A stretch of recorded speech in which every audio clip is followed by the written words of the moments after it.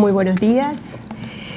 Acompáñeme por favor en una oración. Te doy gracias, Padre, en primer lugar por haber podido conocer tu palabra y después por estar aquí y poder compartir un poco de lo que he aprendido. Espero que pueda llegar a las personas y de alguna manera tocar los corazones y que esta palabra sea tu palabra, que pueda transformarlos y que sea para tu provecho y para tu gloria. Te doy gracias en nombre de nuestro amado Señor Jesucristo. Amén. Bueno, como había dicho Eduardo, la enseñanza que les voy a compartir hoy tiene por título Dios primero en el andar. Y lo que quiere en realidad subrayar esta enseñanza, que en realidad es muy sencilla y muy simple, es la diferencia que existe entre decir yo pongo a Dios primero en mi vida y hacer que mis actos demuestren que Dios es lo primero en mi vida. Cuando yo digo que Dios es lo primero para mí, mi andar, lo que yo hago, tiene que demostrarlo. Hacer eso es hacer la voluntad de Dios, pero para poder hacer la voluntad de Dios hay pasos que son absolutamente necesarios. Lo primero es aprenderlo. No hay ninguna cosa que yo pueda hacer en la vida sin primero no estudio, si no aprendo. Después es retenerlo. Posteriormente hay un paso muy básico y primordial para aprender la palabra de Dios, que es guardarla en el corazón. Guardarla en el corazón lo que significa es tener ganas de hacerla, tener la voluntad de llevarla a cabo. Y por último, de lo que se trata todo esto es que es ponerla por obras, andar en la palabra de Dios. En esta enseñanza vamos a ver hombres como nosotros, hombres y mujeres como nosotros, con las mismas cosas que nosotros, defectos y virtudes, que hicieron distintas cosas con esa palabra que habían aprendido.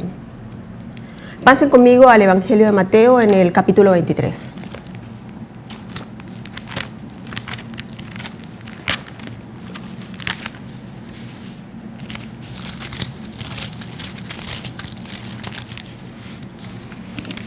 Capítulo 23, en el versículo 1.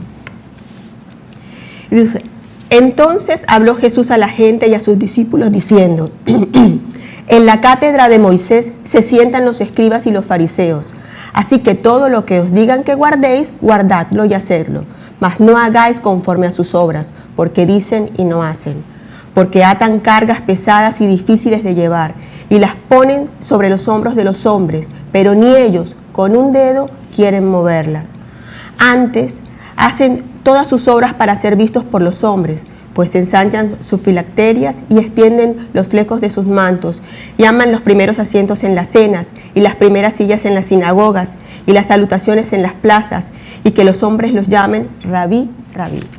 Bueno, hay que mirar quiénes eran estos hombres, quiénes eran los saduceos y quiénes eran los fariseos. Los saduceos eran básicamente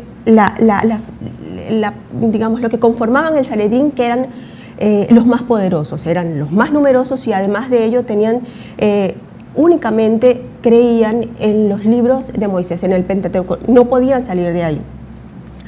Los fariseos además eran la parte, digamos, más política del Sanedrín. Ellos se apegaban a sus normas y a sus leyes, se sabían la palabra de Dios de memoria, y este es el punto en donde quiero remarcar. No te puedes saber la Biblia de memoria, te puedes saber absolutamente toda, pero de ahí a pasar a hacer el siguiente paso es lo que determina en verdad cuáles van a ser los resultados de todo tu estudio y de todo tu andar. No eran capaces de salir de ahí, no eran capaces de tomar esa palabra que estudiaban, que la sabían de memoria, puesto que era lo que hacían. Los saduceos eran los notarios, los escribanos de nuestras épocas. Lo que hacían era interpretar la ley. Así que lo sabían, la trataban de interpretar, pero posteriormente no podían hacer nada con ella, no podían ponerla por obras. En Mateo, en el capítulo 16.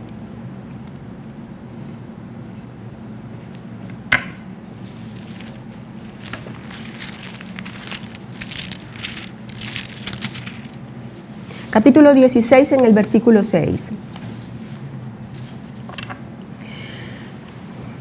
Y Jesús les dijo, mirad, guardaos de la levadura de los fariseos y de los saduceos. Ellos pensaban dentro de sí diciendo, esto dice porque no trajimos pan. Y entendiéndolo Jesús le dijo, ¿por qué pensáis dentro de vosotros, hombres de poca fe, que no tenéis pan? ¿No entendéis aún ni acordaos de los 5 panes entre 5.000 hombres y cuántas cestas recogisteis? ¿Ni de los 7 panes entre 4.000 y cuántas canastas recogisteis? ¿Cómo es que no entendéis que no fue por el pan que os dije que os guardáis de la levadura de los fariseos y de los saduceos? Entonces entendieron que no les había dicho que se guardase de la levadura del pan, sino de la doctrina de los fariseos y de los saduceos. Bueno, les había dicho que ellos solamente, creían en los libros de Moisés. Y la respuesta de Jesucristo, que siempre era con la palabra, les contesta posteriormente con uno de los libros de Moisés. Vamos a ver un ejemplo de la doctrina de los saduceos, que ellos no creían en la resurrección. Mateo capítulo 22. Los saduceos no creían en la resurrección de los muertos. Y esta era una de las grandes, enfrentamientos que existían entre los saduceos y de los fariseos, y Jesucristo les aclara este punto. En Mateo, en el capítulo 22, en el versículo 23, decía, aquel día vinieron a él los saduceos, que dicen que no hay resurrección, y le preguntaron, Maestro, Moisés nos enseñó que si un hombre muere sin tener hijos, el hermano de ese hombre tiene que casarse con la viuda para que su hermano tenga descendencia. Pues bien, había entre nosotros 7 hermanos. El primero se casó y murió, y como no tuvo hijos, dejó la esposa a su hermano. Lo mismo le pasó al segundo y al tercer hermano, y así hasta llegar el séptimo. Por último, murió la mujer. Ahora bien, en la resurrección, ¿de cuál de los 7 será esposa esta mujer, ya que todos estuvieron casados con ella? Lo primero que tenemos que notar es, obviamente, lo que estos hombres le dicen a Jesucristo. Le ponen un ejemplo bastante particular, que se mueran los 7 hermanos, pobre mujer. Estuvo casada con 7 distintos hombres y, bueno, ya sabemos que uno es difícil, aunque algunos nos tocan buenos, pero 7 debió ser. Así que el ejemplo fue bastante particular. Llama la atención porque obviamente querían tentarlo, ¿no? Y Jesucristo, sin dejarse tocar, le contesta como siempre contestaba. Y en este caso, no solamente contesta como siempre contestaba con la palabra de Dios, sino con uno de los libros de los que ellos se sabían de memoria y que no habían podido comprender. Voy a primero a leerla en Mateo 22, en el versículo 29, y le dice Jesús, erráis ignorando las Escrituras y el poder de Dios, porque en la resurrección ni se casarán ni se darán en casamiento. Y en el versículo 32 dice, yo soy el Dios de Abraham, el Dios de Isaac y el Dios de Jacob. Dios no es Dios de muertos, sino de vivos. Él se estaba refiriendo a Éxodo, en el capítulo 3, no vayan, en el versículo 6, y dice, y el mismo Dios le dice a Moisés, yo soy el Dios de tu padre, el Dios de Abraham, el Dios de Isaac y el Dios de Jacob. Ellos se sabían de memoria el libro, pero no habían podido comprenderlos. Tiene que venir Jesucristo a decirles a poder explicarles con lo que ellos trabajaban todos los días. Ellos eran escribanos, eran notarios, eran los que la podían comprender y la podían entender. Y sin embargo, tuvo el que venir en este momento a explicarles lo que quería significar o lo que significaba Éxodo 3 en el versículo 6. La palabra de Dios está hecha por su autor de tal manera que no debe necesitarse quien no las interprete. Es obvio que cuando una persona estudia y trabaja en ella profundamente y es a lo que se dedica, va a poder saltarnos muchos años de estudio a los que no tenemos esto como nuestra profesión o como nuestro trabajo. Pero indiscutiblemente las verdades más básicas y más simples de la palabra de Dios están a la vista de cualquiera, parecería, ¿verdad? Así que no deberíamos necesitar intérpretes. Y esto vamos a verlo en un ejemplo de dos hombres, de dos apóstoles que pusieron a Dios primero en su vida. Vamos a Hechos en el capítulo 4. No siempre es fácil hacer la palabra de Dios, no siempre es fácil poner a Dios en primer lugar, lo sabremos cada uno de nosotros en nuestra vida, ¿no? Hay situaciones en las que pareciera que el camino más fácil para nosotros es, o para cualquiera de nosotros, es incluso negar a Dios, es poner primero nosotros nuestro beneficio y no poner a Dios primero en nuestra vida. Sin embargo, este es un ejemplo, a mí me parece muy hermoso, por la particularidad de quien es uno de sus autores principales, que es Pedro, que a mí particularmente pues me identifico mucho con él,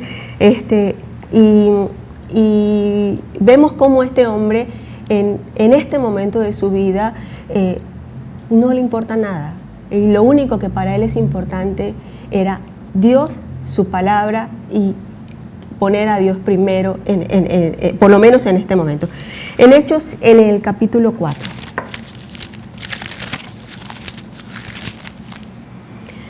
En el versículo 1.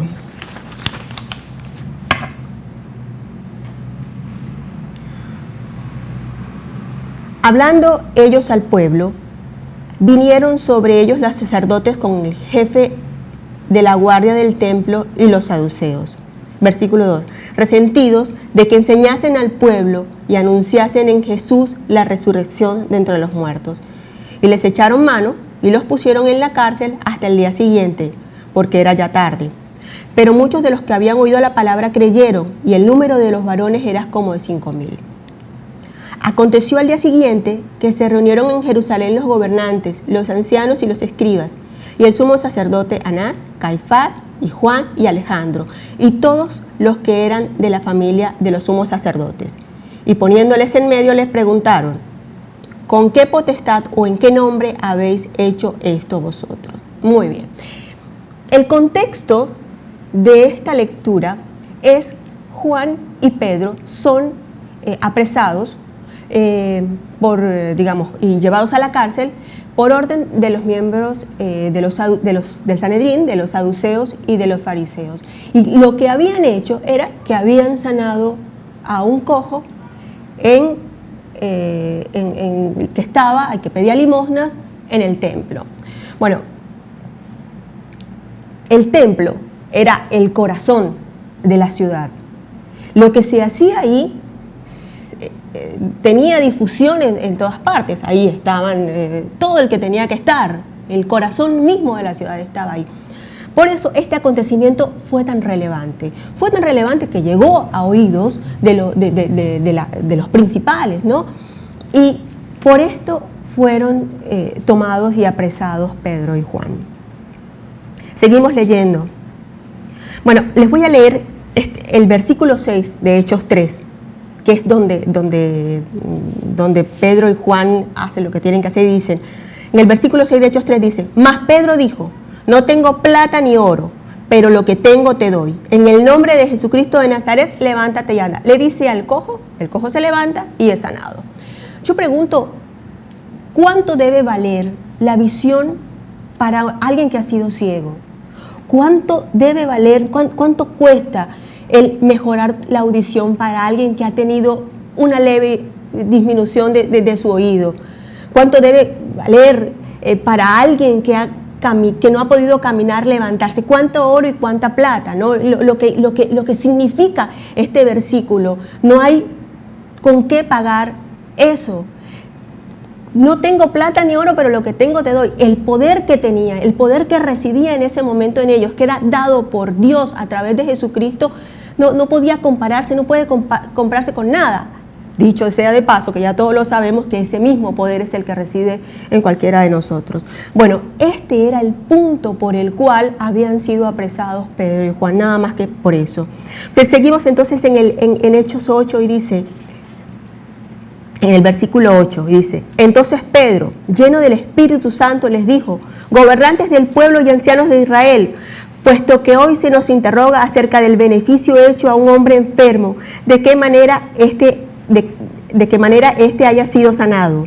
Sea notorio a todos vosotros y a todo el pueblo de Israel que en el nombre de Jesucristo de Nazaret, a quien vosotros crucificasteis y a quien Dios resucitó de los muertos, por él este hombre está en vuestra presencia sano. Y viendo al hombre que había sido sanado, que estaba en pie con ellos, no podían decir nada en contra. Ese era el capítulo 14. Bueno, recordemos este Pedro, ¿quién era? ¿No? Pedro, el que lo negó a Jesucristo, al que una vez que murió Jesucristo se fue a pescar y que Jesús resucitado le va y le dice, ¿qué estás haciendo? ¿Estás pescando? ¿Qué te quedó de todo lo que te dije? ¿Cómo que te fuiste a pescar? Ve a pescar hombres. Este es el mismo hombre, ese mismo hombre está acá.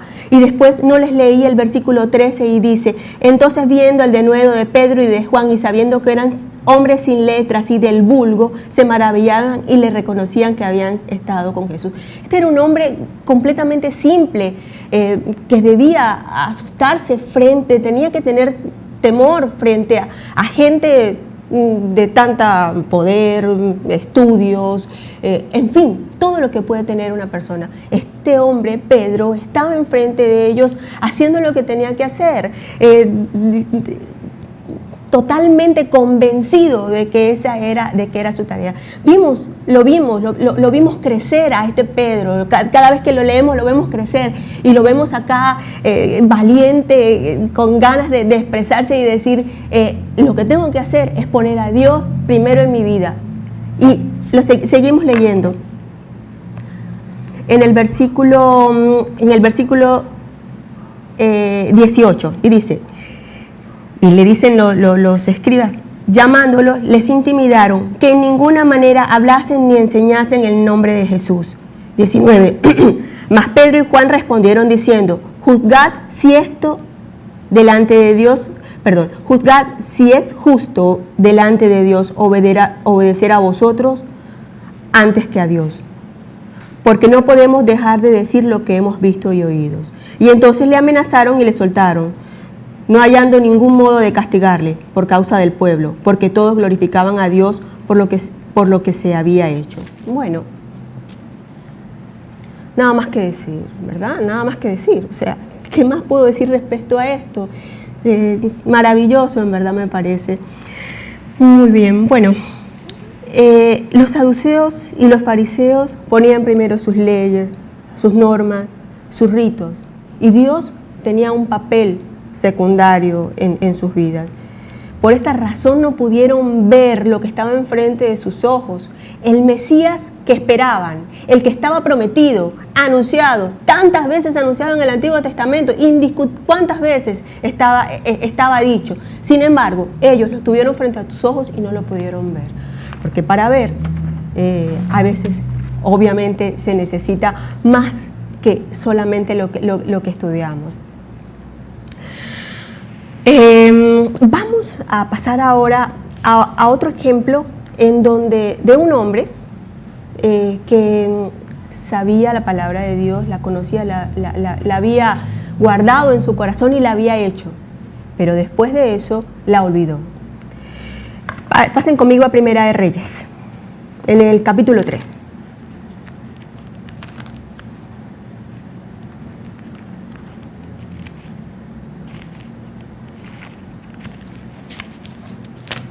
Bueno, se trata del rey Salomón.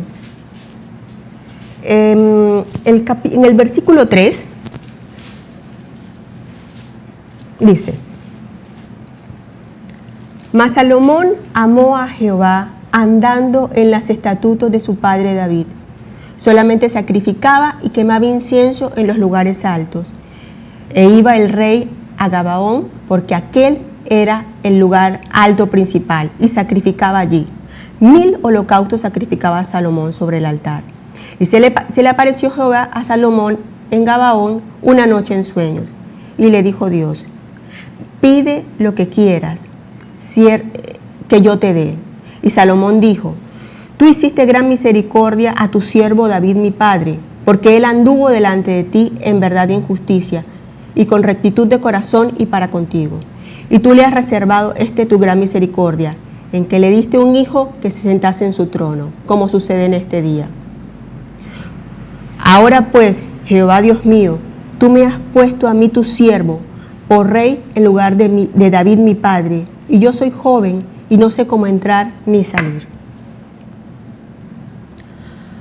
Era un rey joven, como cualquiera de nosotros cada vez que llega por primera vez a un trabajo, ¿no? Con todos los miedos que eso significa y que conlleva.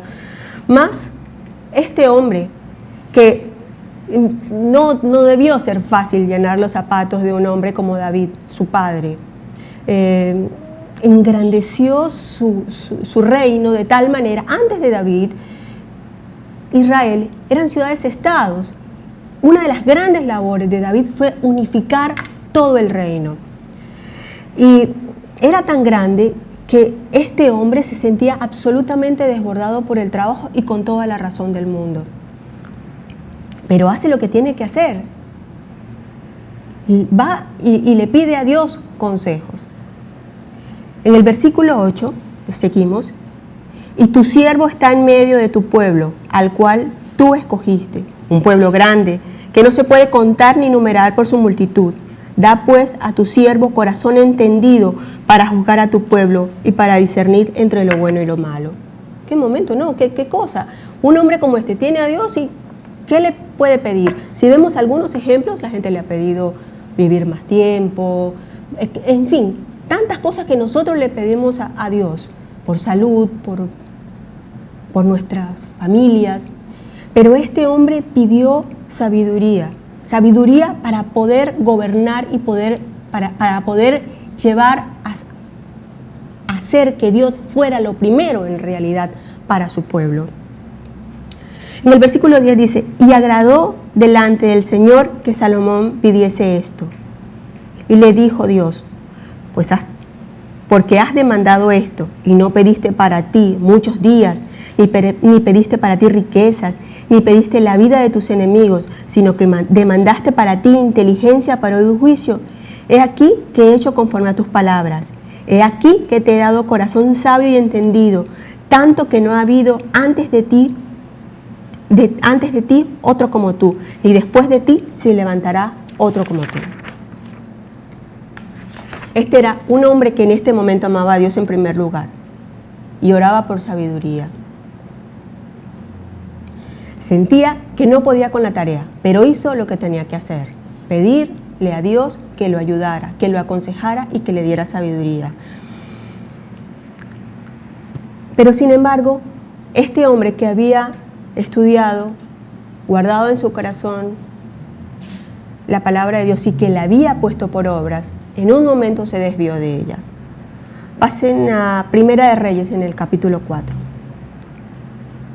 Aún así, en este momento, una vez que pidió sabiduría, siguió siendo un hombre que amaba a Dios. Lo tenía todo en este momento y aún así no se desvió del amor de Dios. En Primera de Reyes, en el capítulo 4, en el versículo 34, nos habla de qué tan grande llegó a ser Salomón. Y dice: y para oír la sabiduría de Salomón venían de todos los pueblos y de todos los reyes de la tierra, a donde había llegado la fama de su sabiduría. Este llegó a ser Salomón con la sabiduría que le había pedido a Dios. Vamos después a ver qué pasa con este hombre. Primera de Reyes en el capítulo 11.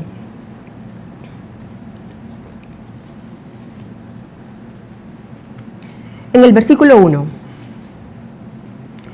Pero el rey Salomón amó, además de la hija de Faraón, a muchas mujeres extranjeras, a las de Moab, a las de Amón y a las de Edom, y a las de Sidón y a las Eteas.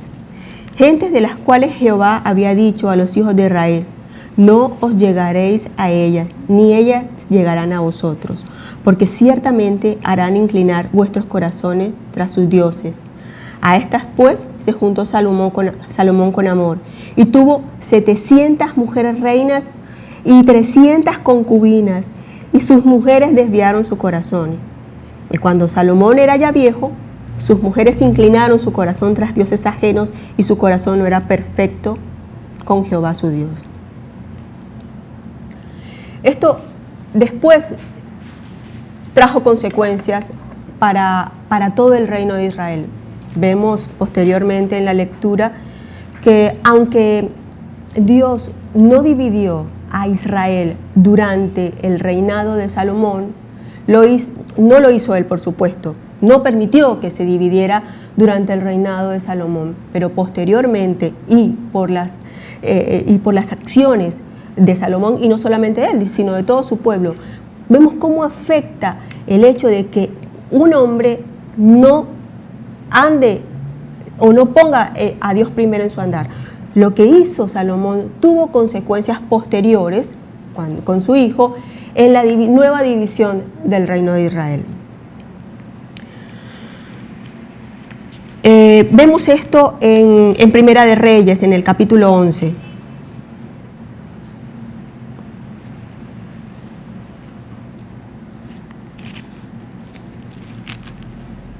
En el versículo 33 y 34. Por cuanto me han dejado y han adorado a Astoret, diosa de los sidonios, a Quemos, dios de Moab, y a Moloc, dios de los hijos de Amón, y no han andado en mis caminos para hacer lo recto delante de mis ojos, y mis estatutos y mis decretos, como hizo David su padre, pero no quitaré nada del reino de sus manos, sino que lo retendré por rey todos los días de su vida, por amor a David mi siervo, al cual yo elegí, y quien guardó mis mandamientos y mis estatutos. Salomón desobedeció y esto trajo consecuencias. Posteriormente, en el reinado de su hijo, como habíamos dicho, el reino de Israel volvió a dividirse. Estos hombres que vimos hasta acá estudiaron, unos se quedaron ahí. Salomón lo estudió, lo retuvo y lo puso por obras, pero lo olvidó. Vamos a ver entonces al hombre que puso a Dios primero en su vida, todos los días de su vida, cada instante de su vida, y por supuesto fue Jesucristo. Y Lucas en el capítulo 2. Como habíamos dicho anteriormente, para poner a Dios en primer lugar, no hay otra forma que no sea comenzando con estudiar la palabra de Dios. Nadie puede aplicar nada que previamente no ha tenido, por mucho amor que le tengamos a cualquier cosa que hagamos. Yo soy médica y amo lo que hago, pero si no me pongo a estudiar todos los días, por mucho amor que le tenga a mis pacientes, no puedo hacer nada por ellos. Bueno, justamente la palabra de Dios es eso. Por mucho que amemos a Dios, no podemos hacerlo si no estudiamos. Y vamos a ver que Jesucristo aprendió como cualquiera de nosotros, estudiando la palabra de Dios, desde bien chiquito. Lucas en el capítulo 2, en el versículo 41, y dice: iban sus padres todos los años a Jerusalén en la fiesta de la Pascua, y cuando tuvo 12 años, subieron a Jerusalén conforme a la costumbre de la fiesta. Al regresar ellos, acabada la fiesta, se quedó el niño Jesús en Jerusalén, sin que lo supiese José y su madre. Y pensando que estaban entre la compañía, anduvieron camino de un día, y le buscaron entre los parientes y los conocidos. Pero como no le hallaron, volvieron a Jerusalén buscándole. Y aconteció que 3 días después le hallaron en el templo, sentado en medio de los doctores de la ley, oyéndoles y preguntándoles, y todos los que le oían se maravillaban de su inteligencia y de sus respuestas.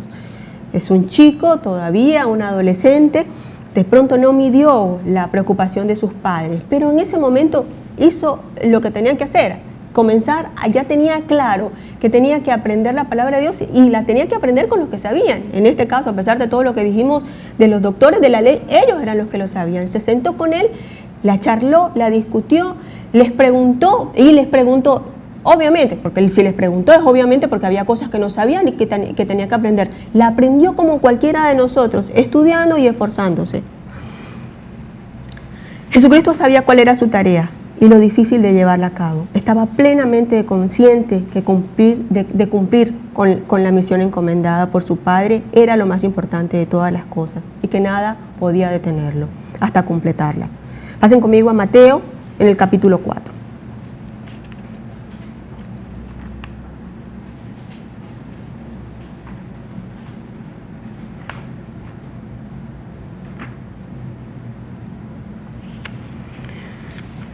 Bueno, en el versículo 1 dice: entonces Jesús fue llevado por el Espíritu al desierto para ser tentado por el diablo, y después de haber ayunado 40 días y 40 noches tuvo hambre.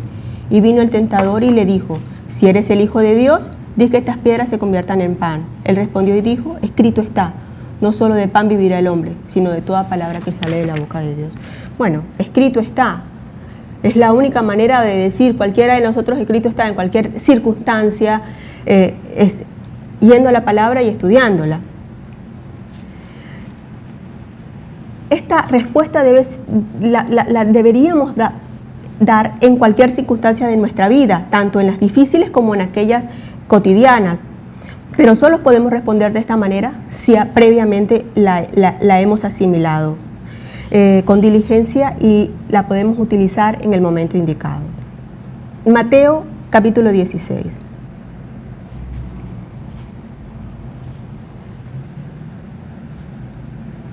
Acá vamos a ver que él sabía lo que iba a pasar. Decidió, a pesar de todo lo que sabía lo que iba a pasar por su vida, decidió ser obediente. Y ser obediente, como habíamos dicho, hacer la voluntad del Padre, y hacer la voluntad del Padre es ponerlo a Dios primero en la vida. Mateo en el capítulo 16 dice: desde entonces comenzó Jesús a declarar a sus discípulos que le era necesario ir a Jerusalén y padecer mucho de los ancianos, de los principales sacerdotes y de los escribas, y ser muerto, y resucitar al tercer día. Entonces Pedro, tomándole aparte, comenzó a reconvenirle diciendo: Señor, ten compasión de ti, en ninguna manera esto te acontezca. Pero él, volviéndose, le dijo a Pedro: quítate delante de mí, Satanás, me eres tropiezo, porque no pones la mira en las cosas de Dios, sino en las de los hombres. Bueno, el mismo Pedro del que habíamos hablado previamente, ¿no? Jesucristo lo tenía totalmente claro. Lo primero para él en la vida era andar según lo que su Padre le había dicho. Él sabía que parte de su visión era morir por nosotros, y que otro ser humano puede poner eso en primer lugar antes que cualquier otra cosa. Lucas capítulo 22. Acá vamos a ver en Lucas lo que estaba pasando Jesucristo unos momentos antes de que fuera apresado.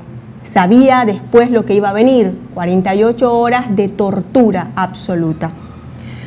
Este es un momento que cualquiera que lo lea debe sentir un gran amor, pero también, por supuesto, por nuestro Señor, pero le duele a uno el corazón de ver lo que pasó, porque era un ser humano.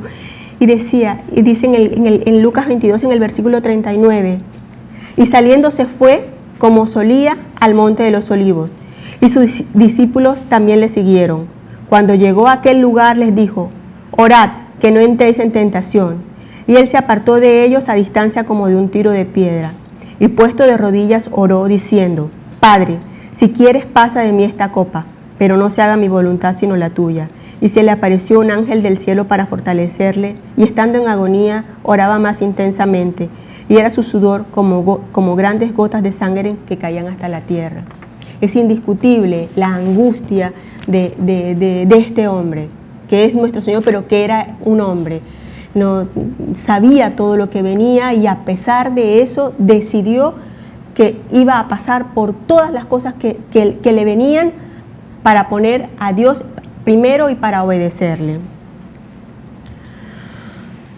Seguramente estamos claros que Jesucristo había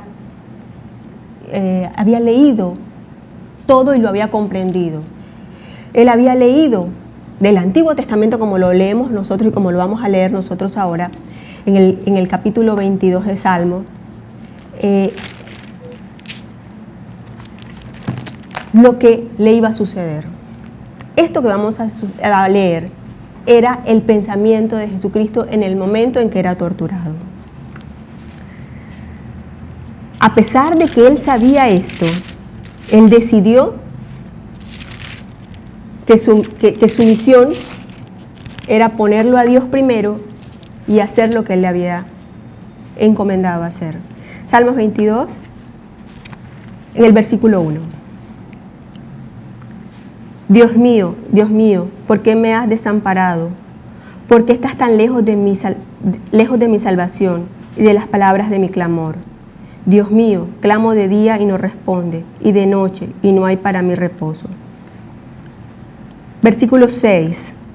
Mas yo soy gusano y no hombre, oprobio de los hombres y despreciado por el pueblo. Todos los que me ven me escarnecen, estiran la boca, menean la cabeza diciendo: se encomendó a Jehová, libérele él, sálvele, puesto que en él se complacía.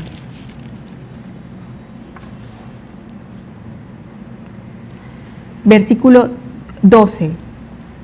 Me han rodeado muchos toros, fuertes toros de Basán me han cercado. Abrieron sobre mí su boca, como león rapaz y rugiente. He sido derramado como aguas, y todos mis huesos se descoyuntaron. Mi corazón fue como cera, derritiéndose en medio de mis entrañas, y como un tiesto se secó mi vigor, y mi lengua se pegó a mi paladar, y me has puesto en el polvo de la muerte. 16. Porque perros me han rodeado, me han cercado cuadrillas de malignos, horodaron mis manos y mis pies, contar puedo todos mis huesos, entre tanto ellos me miran y me observan. Repartieron entre sí mis vestidos y sobre mi ropa echaron suertes. Esto lo había leído Jesucristo. Sabía todo lo que iba a pasar. Sabía lo que iba a padecer. Aún así, su decisión siguió siendo la misma: morir por nosotros. Este es en verdad poner a Dios primero en la vida de cada uno de nosotros. Eso es en verdad andar en la palabra de Dios. No solamente decir Señor, Señor, o Dios mío, todo el tiempo. Tenemos que hacer una diferencia entre lo que es el hablar, el decir y el hacer. Porque del dicho al hecho hay mucho trecho. Que Dios los bendiga.